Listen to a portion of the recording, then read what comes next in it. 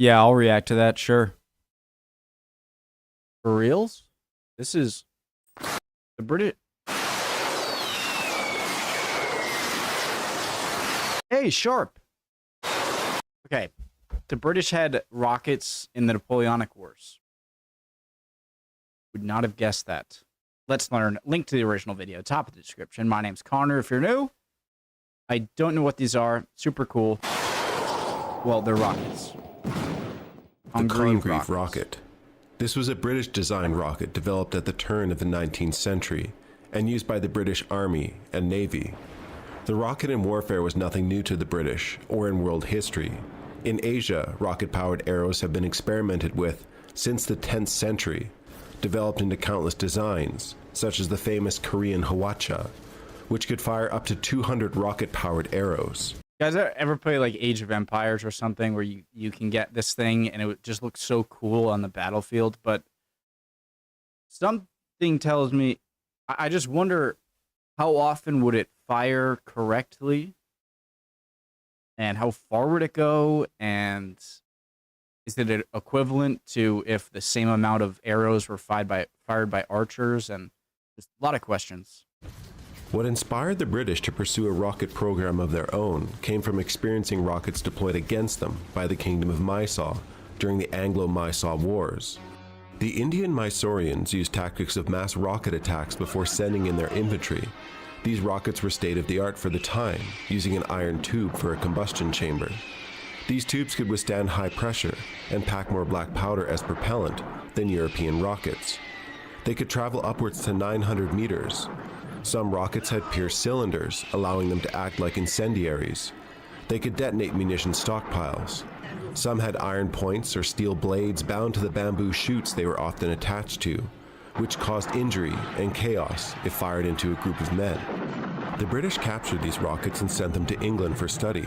British inventor William Congreve would advance the rocket design, developing a 32-pound rocket that could travel up to 2,800 meters. His original rocket cases were constructed of cardboard. That's that like 2 miles? 2,800 meters? No. It's still super far, right? But switched to sheet iron by 1806. Propulsion was gunpowder, and rockets were available in various sizes. 32-pound cases were constructed of cardboard, but switched to sheet iron by 1806. Propulsion was gunpowder, and rockets were available in various sizes. 32-pounders were used for long-range bombardment. 12-pounder K-shot could support infantry and cavalry. Rockets were fired from wheeled platforms, tripods, or could be fired from a trench or sloping bank. Rocket artillery, prepare for bombardment! Rockets were not used to outrange cannons of the period. Their main advantage was the potential for a high rate of fire, and they were easy to transport and set up on small boats or on difficult terrain. The rockets were not accurate at long range. Yeah, that makes sense. You don't have to, much lighter. I'm sure you can, take them up to further positions a lot faster. And, instead of this heavy cannonball and cannon, you just have the rocket and then the wooden pylon thing to fire it off of. But if used en masse for the purpose of setting fire to a town or moored ships, they worked well. The Royal Navy equipped thousands of rockets, which they used successfully to bombard Boulogne in 1806 and Copenhagen in 1807, setting fires. Used against fortified places with a lack of combustible structures, they were less useful. During the War of 1812, the British bombarded the American Fort McHenry. This was a failed use of rockets, but their pyrotechnic display was witnessed by writer Francis Scott Key, inspiring the lyric, "The rocket's red glare," in the Star-Spangled Banner. I never even thought about that. How many times have I said that and I've never been like, wait, rocket? Voice crack. Rockets?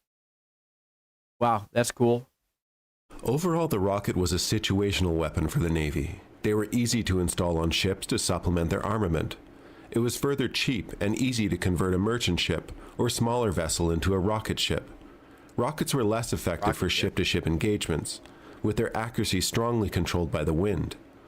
Rocket warheads could be case shot, shell, or explosive, with the largest of rockets able to be fitted with carcasses, an early form of incendiary bomb. On land, I thought you were going Mongolian there, or like trying to spread disease or something. rockets are a rare weapon, often overrepresented bomb. On land, rockets are a rare weapon, often overrepresented in video games, but they could be an effective weapon against large masses of infantry or cavalry. In 1813, British Congreve rockets were used in Spain during the Napoleonic Wars with success, as portrayed in the Sharp series. Such rocket companies with specialty training were formed from artillery detachments. They were not always a popular or dependable weapon. The rockets had no fins or stabilizers, which meant they could turn back on the men who were firing them.